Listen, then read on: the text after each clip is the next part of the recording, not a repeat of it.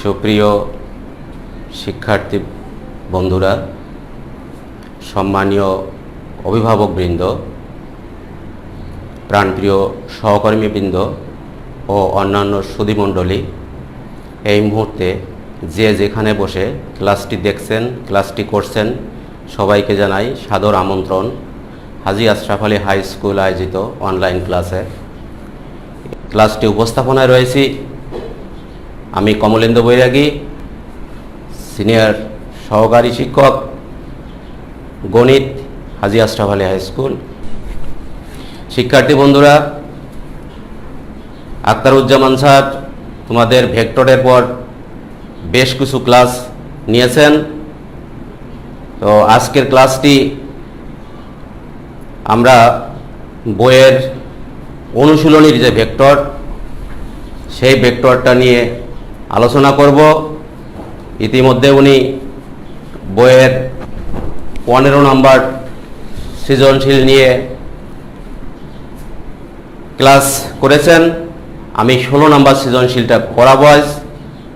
তো শিক্ষার্থী বন্ধুরা, তোমরা সবাই মূল বইটা কাছে নেবে, কারণ প্রশ্নটা মূল বই থেকে সংগৃহীত হয়েছে।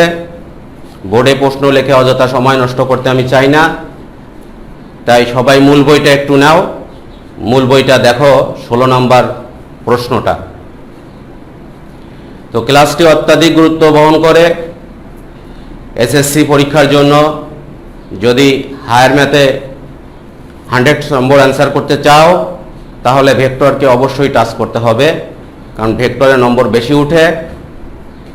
এ কারণে যারা এই মুহূর্তে ক্লাসে সংযুক্ত হয়েছ, তারা যারা সংযুক্ত হয়নি তাদের একটু ফোন করে দাও, একটু SMS করে দাও, যেন এখনই ক্লাসটিতে যুক্ত হয়ে যায়। তো চলো শিক্ষার্থী বন্ধুরা, ক্লাসটি শুরু করা যাক।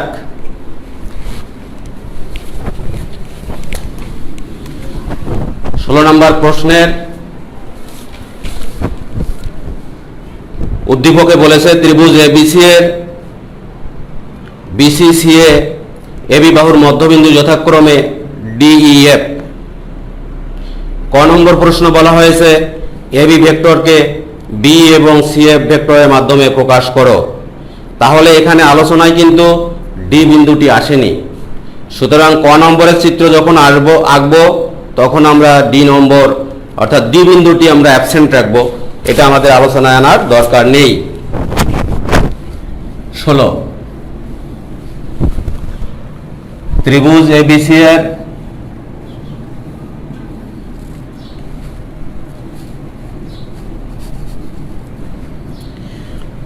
বলা হয়েছে AC বাহুর মধ্যবিন্দু E। তাহলে আমরা এই মধ্যবিন্দু E নির্বাচন করি এবং AB বাহুর মধ্যবিন্দু F। এরপর বলেছে AB ভেক্টরকে, তাহলে AB এর পর আমরা একটা ভেক্টর দেই। ভেক্টরটা এদিকে হবে, কারণ বলছে AB।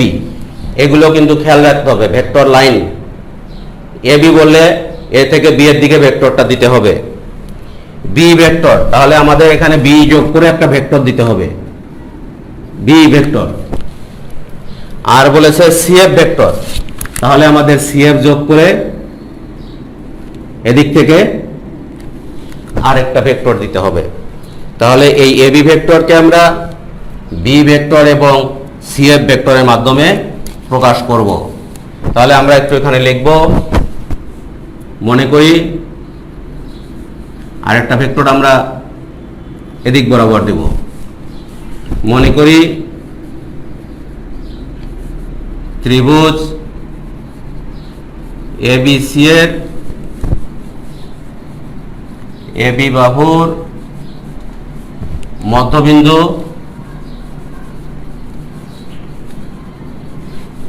F এবং AC বাহুর মধ্যবিন্দু E।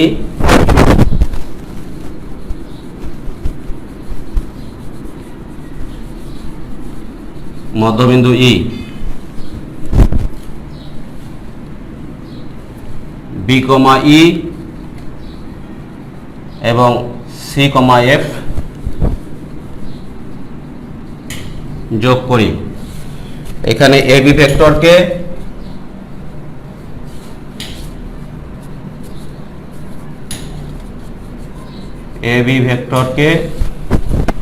বি ও সিএফ ভেক্টরের মাধ্যমে প্রকাশ করতে হবে।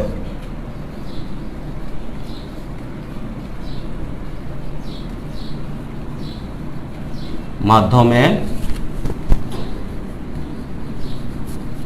প্রকাশ করতে হবে।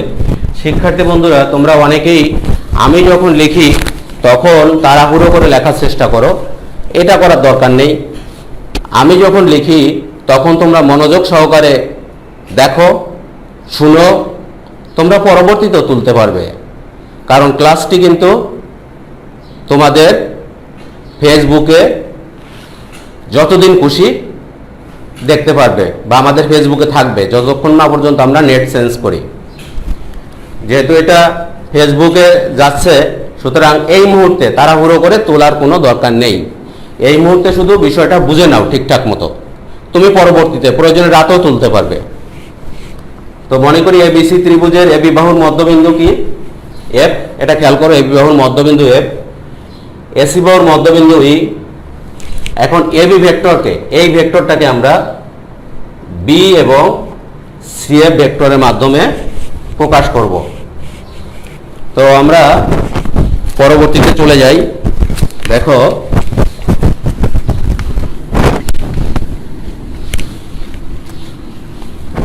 আমরা এখানে আছি,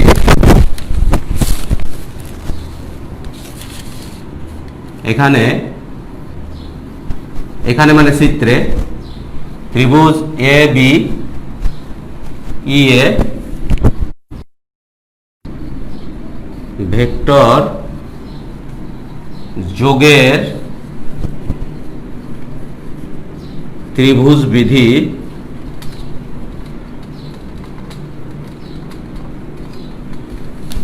প্রয়োগ করে পাই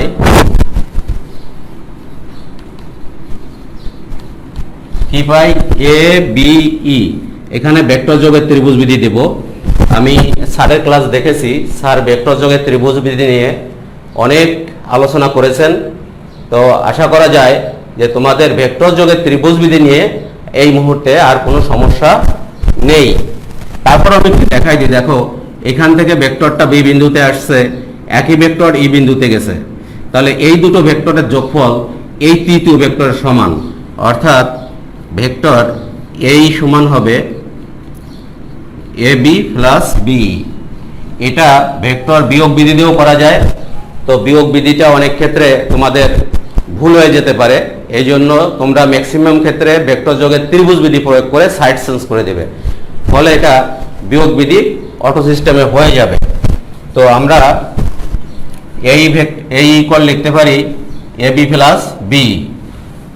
আমাদের আনতে হবে কি? দেখো, যে এ বির মধ্যে আনতে হবে বি এবং সিএফ, এদের আনতে হবে।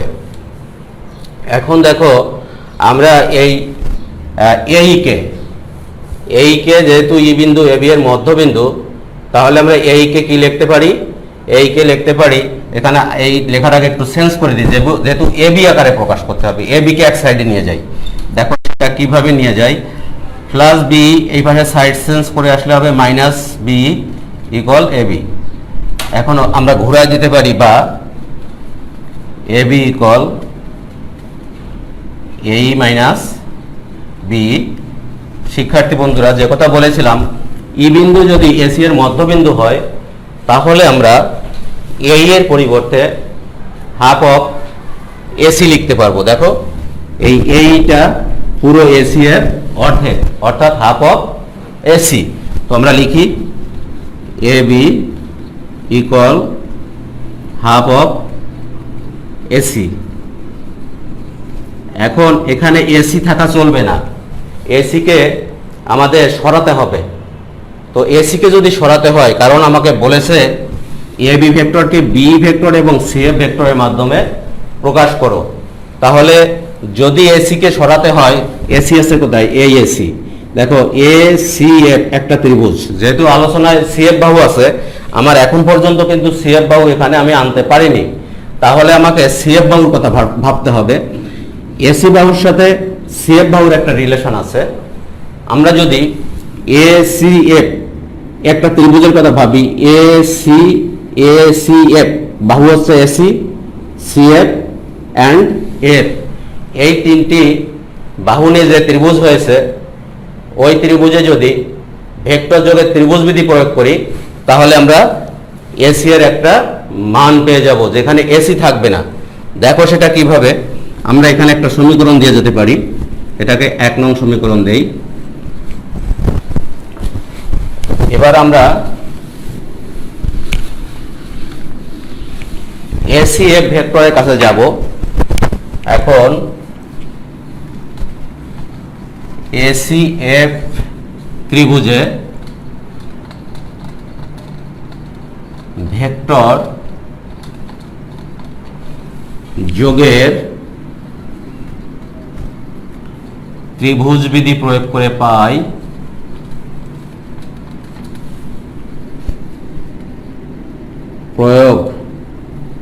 করে পাই আসি এ সি এফ। এখানে দেখো এ থেকে সিতে গেছে ভেক্টর, আরেকটা ভেক্টর সি থেকে এফে গেছে, এই দুটি ভেক্টর একই ক্রমে আছে। তাহলে আমরা তৃতীয় ভেক্টর আছে এফ, এফ ইকুয়াল লিখতে পারি AC plus CF. F equal লিখতে পারবো এসি প্লাস সিএফ। শিক্ষার্থী বন্ধুরা, আমাদের আলোচনায় আনতে হবে বি এবং সিএফ।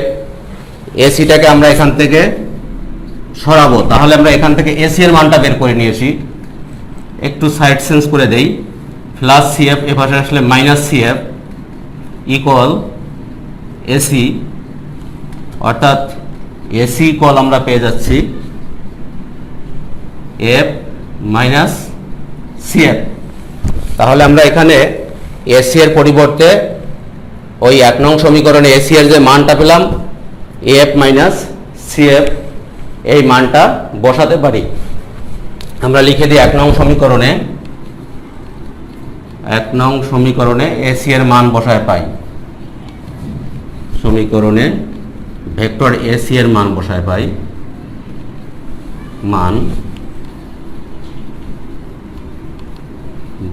পাই, আমরা এটা আলাদা করে রাখবো, এটা এই দিকের অংশ। কি পাবো, vector A B equal half into AC এর মান কি আছে আমার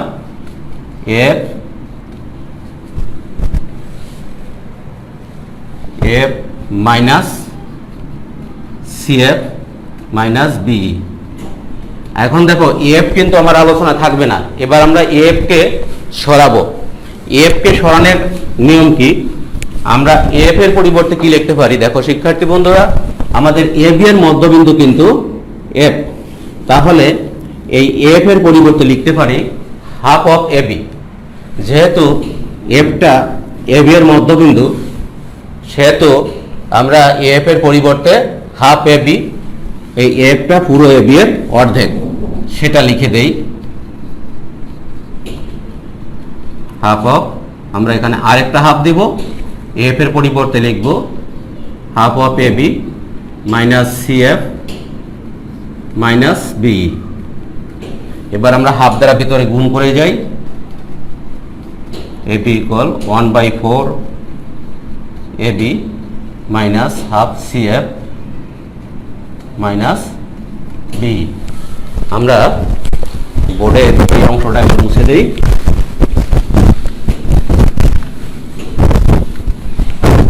দেখো শিক্ষার্থী বন্ধুরা, এবার এ বি কে কিন্তু আমার সাইড চেঞ্জ করতে হবে, কারণ এ বিটাকে একদিকে আনতে হবে। বলেছে এ বি কে সিএফ এবং বি ভেক্টরের মাধ্যমে প্রকাশ করতে হবে, এই কারণে আমরা এ বিটাকে সাইড চেঞ্জ করে এ পাশে নিয়ে আসি। A B minus 1/4 A B equal minus half CF vector minus B vector. শিক্ষার্থী বন্ধুরা, একটা বিন্দুতে ভেক্টর চিহ্ন দেওয়া যেন বাদ না পড়ে, যদি বাদ পড়ে কিন্তু নম্বর কমে যাবে। তাহলে আমরা এবি থেকে 1/4 বিয়োগ করলে 3/4 আসে।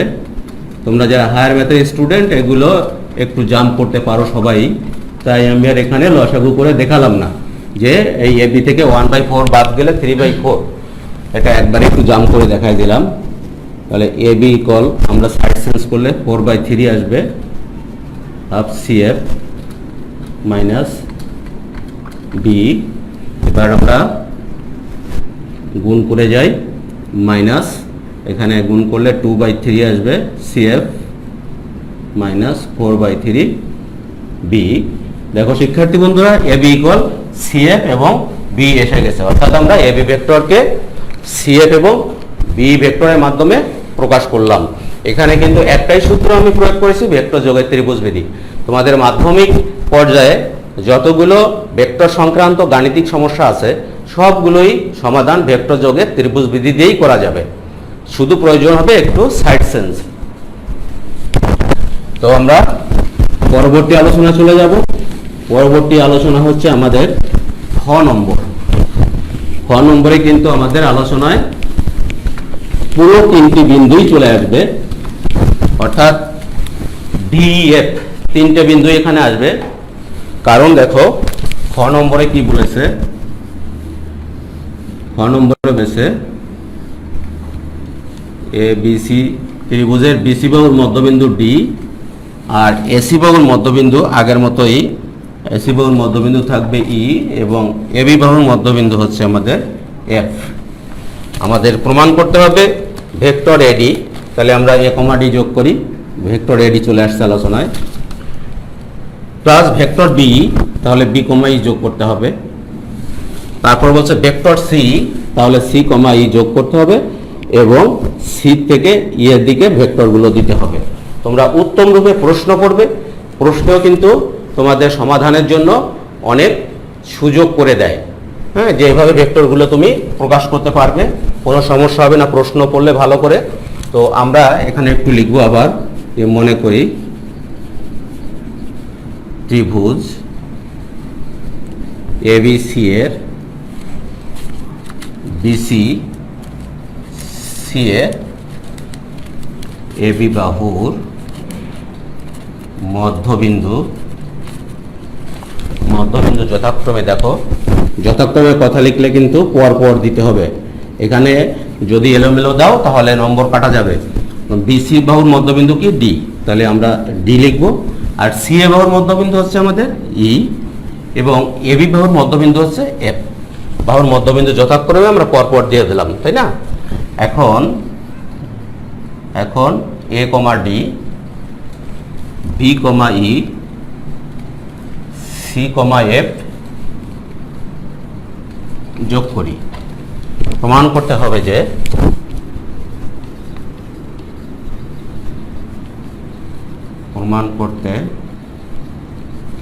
যে vector AD plus vector BE plus vector CF equal 0 vector. এই ভেক্টর চিহ্নটা দিতে হবে, হ্যাঁ, 0 ভেক্টর, এটা প্রমাণ করতে হবে। এ হলো আমাদের বিশেষ নির্বাচনের মতো একটা প্রক্রিয়া আমরা করলাম। আমরা আরেকবার দেখে নিই, বিসি বাহুর মধ্যবিন্দু ডি, সি এ বাহুর মধ্যবিন্দু ই, এ বি বাহুর মধ্যবিন্দু এফ। আমাদের প্রমাণ করতে হবে এডি ভেক্টর যোগ বি ভেক্টর যোগ C F vector equal 0 vector. এখানেও আমরা ভেক্টর যোগের ত্রিভুজ বিধি দিয়েই কাজ করব। তার আগে আমরা ত্রিভুজ এ বি সি এর পর যে বাহুগুলো আছে সেটার পরে একটা ভেক্টর দিব।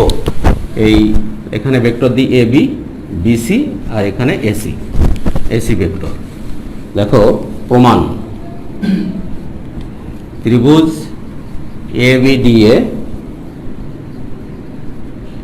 ভেক্টর যোগের ত্রিভুজ বিধি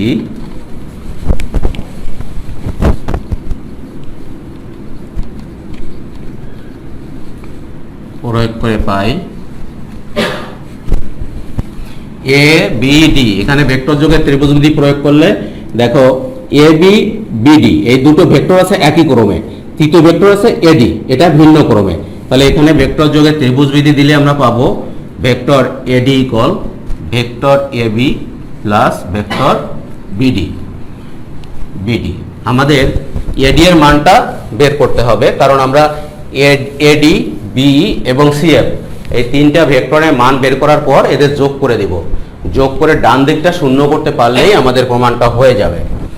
তাহলে দেখো আমরা এডি ইকুয়াল লিখলাম এবি যোগ বিডি, কিন্তু বিডি কে আবার লেখা যাবে হাফ বিসি, বিকজ ডি পয়েন্টটা হচ্ছে বিসি এর মিডল পয়েন্ট। তো যেহেতু ডি বিন্দুটা বিসি এর মধ্যবিন্দু, সুতরাং আমরা বিডি এর পরিবর্তে বিসি বাই 2 লিখতে পারবো, বা AD vector equal AB vector plus BC vector ভাগ 2। ওকে, তো এটা আমরা দিয়ে যাই 1 নং সমীকরণ। হয়ে গেল আমাদের এডি এর মান। এবার আমরা যাব বি এর মানে। সেক্ষেত্রে আমরা এ বি ই ত্রিভুজটাকে বেছে নেই এবং এখানে ভেক্টর যোগের ত্রিভুজ বিধি প্রয়োগ করি। আবার ত্রিভুজ A B E A vector যোগে ত্রিভুজ বিধি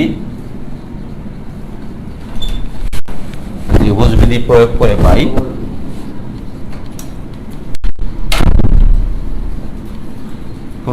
পাই কি পাই দেখো, এখানে এ থেকে বিতে গেল ভেক্টরটা, বি থেকে ইতে গেল, তাহলে এই দুটি ভেক্টর আছে একই ক্রমে, তো এই দুটি ভেক্টরের যোগফল হবে এই ভেক্টরের সমান।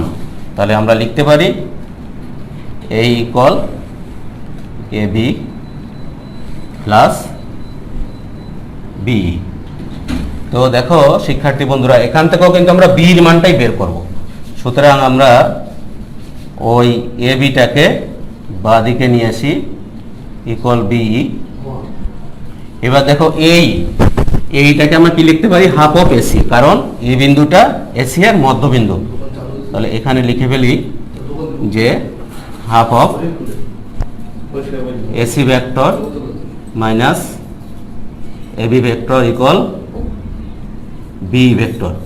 আমরা এটাকে একটু সাইড চেঞ্জ করে দিব।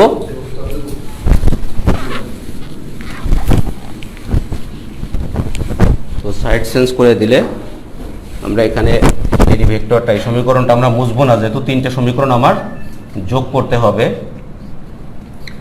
এডি ভেক্টর ইকুয়াল এবি ভেক্টর ছিল প্লাস বিসি বাই 2, এই দুটো ইকুয়েশন আমার লাগবে। তাহলে এখান থেকে সাইড চেঞ্জ করে আমরা কি পেয়ে যাব দেখো, যে অতএব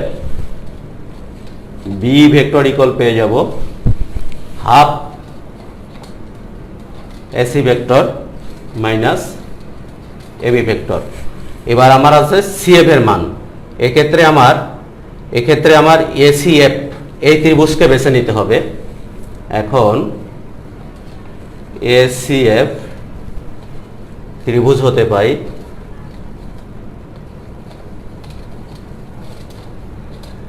হতে পাই এখানেও ভেক্টর যোগের ত্রিভুজ বিধি দিব। তো এসিএফ এ ভেক্টর যোগের ত্রিভুজ বিধি দিলে আমরা পাই কি, F equal AC plus CF. এখান থেকেও আমরা সিএফ এর মান বের করতে চাই, তাই আমরা F minus AC equal CF লিখে দেই। এবার দেখো এফ, এটা যেহেতু এবি এর মধ্যবিন্দু, সুতরাং এটাকে আমরা লিখতে পারবো হাফ অফ এবি। তো এফ এর পরিবর্তে কি লিখবো, half of AB minus AC equal CF. এটাকে আমরা 2 নং সমীকরণ দেব, উপরে এটা দেওয়া হয়নি। এবার এখানে দেখো সিএফ ইকুয়াল আমরা কি লিখতে পারি, অতএব সিএফ ইকুয়াল, এটা একটু সাইড চেঞ্জ করে দিই, সিএফ ইকুয়াল এটা equal half of AB minus AC. এটা হচ্ছে 3 নং সমীকরণ। এবার শিক্ষার্থী বন্ধুরা দেখো যে আমরা 1 নং এ পেয়েছি এডি এর মান, 2 নং এ পেয়েছি বি এর মান এবং 3 নং এ পেয়েছি সিএফ এর মান। তাহলে এডি, বি এবং সিএফ এক সাইডে চলে যাচ্ছে। আমি আবার দেখাই, দেখো 1 নং এ পাচ্ছি আমরা এডি এর মান, 2 নং এ পাচ্ছি বি এর মান আর 3 নং এ পাচ্ছি CF এর মান। তাহলে এই 1 যোগ 2 যোগ 3 করলে আমরা একদিকে AD যোগ BE যোগ CF পেয়ে যাব। তাহলে আমরা এই মুহূর্তে 1 নং যোগ 2 নং যোগ 3 নং করব। আমাদের সাথে ক্লাসে কে কে যুক্ত হয়েছে এবং তাদের কোনো সমস্যা হচ্ছে কিনা দেখে নিই। পায়েল সমস্যা নেই, ফাহিম আরেফিন কোনো কমেন্টস করে নাই, রাহুল সরকার কোনো কমেন্টস করে নাই, তারা ক্লাস দেখছে, ক্লাস উপভোগ করছে। রিশান বৈরাগী ক্লাস করছে, থ্যাংক ইউ তোমাদের। ওকে, ক্লাসের শেষ পর্যন্ত থাকবে। দেখো এবার 1 নং যোগ 2 নং যোগ 3 নং সমীকরণ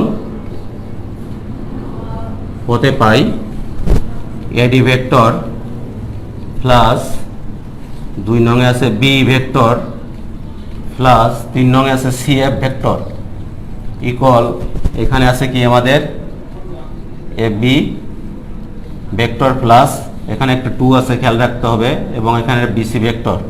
তাহলে BC ভেক্টর ভাগ 2 প্লাস 2 নং এর ডান দিকে আছে কি half of AC vector minus AB vector, এখানে আছে কি half of AB vector minus AC vector. এখন আমাদের কাজ হচ্ছে ডান দিকটা শূন্য করে দেওয়া। আমাকে প্রমাণ করতে বলছে AD ভেক্টর যোগ B ভেক্টর যোগ CF ভেক্টর ইকুয়াল শূন্য ভেক্টর। তো শূন্য ভেক্টর যদি করতে হয়, দেখো এখানে আমাদের প্লাস AB মাইনাস AB কেটে যাচ্ছে, তো একটা টার্ম কেটে গেল, বাকি টার্মগুলো সবই কাটার প্রক্রিয়া তৈরি করতে হবে এবং দেখো সেটা কিভাবে কাটা যায়।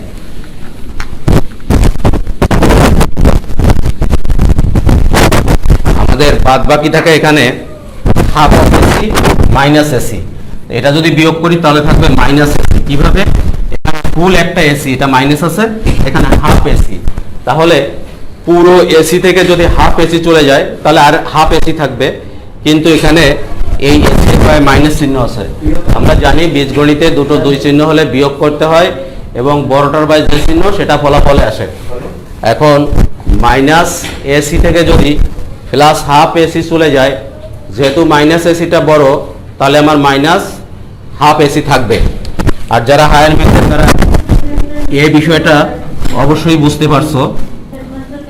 তাহলে এখানে লিখতে পারি BC ভাগ 2, আর এই দুটো হিসাব করলে থাকবে আমার মাইনাস ACটা করে লিখি প্লাস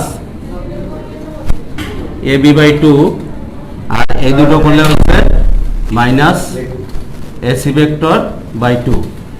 এবার এখানে যদি আমরা 2 লসাগু করি আমার আসবে কি BC প্লাস AB। শিক্ষার্থী বন্ধুরা এখন দেখো BC প্লাস যদি AB করি বা AB প্লাস যদি BC করি, এই দুটো ভেক্টর কিন্তু একই ক্রমে আছে। তো একই ক্রমে থাকলে এই দুটো ভেক্টরের যোগফল থার্ড ভেক্টরের সমান বা তৃতীয় ভেক্টরের সমান। এখানে তৃতীয় ভেক্টর আছে আমার AC, তাহলে মাইনাস AC বাই 2 ইকুয়াল এখানে আমরা এই AB প্লাস BC এর পরিবর্তে লিখতে পারি AC নিচে ভাগ 2 মাইনাস AC ভাগ 2, এটা কাটা গেলে আমার আসবে শূন্য ভেক্টর। এই ভেক্টর চিহ্নটা না দিলে কিন্তু নম্বর কাটা যাবে। শিক্ষার্থী বন্ধুরা, আমাদের ক্লাস সময় শেষ হয়ে গেছে, আমরা শেষ প্রান্তে। আমাদের ক এবং খ নম্বর আমরা সমাধান করতে পেরেছি, গ নম্বরটা আমরা সমাধান করতে পারলাম না, পরবর্তী ক্লাসে এটা শেষ করে দেওয়া হবে। তো শিক্ষার্থী বন্ধুরা, করোনাকালে তোমরা সাবধান থাকবে, যে সমস্ত নির্দেশনা তোমাদের জন্য আছে মেনে চলবে, হ্যান্ড স্যানিটাইজ করবে, মাস্ক ব্যবহার করবে, গ্লাভস ব্যবহার করবে, বাইরে সাবধানে যাবে। তো তোমরা সবাই ভালো থাকবে, সবার সুস্থতা কামনা করে এখানে শেষ করছি। সবাইকে ধন্যবাদ।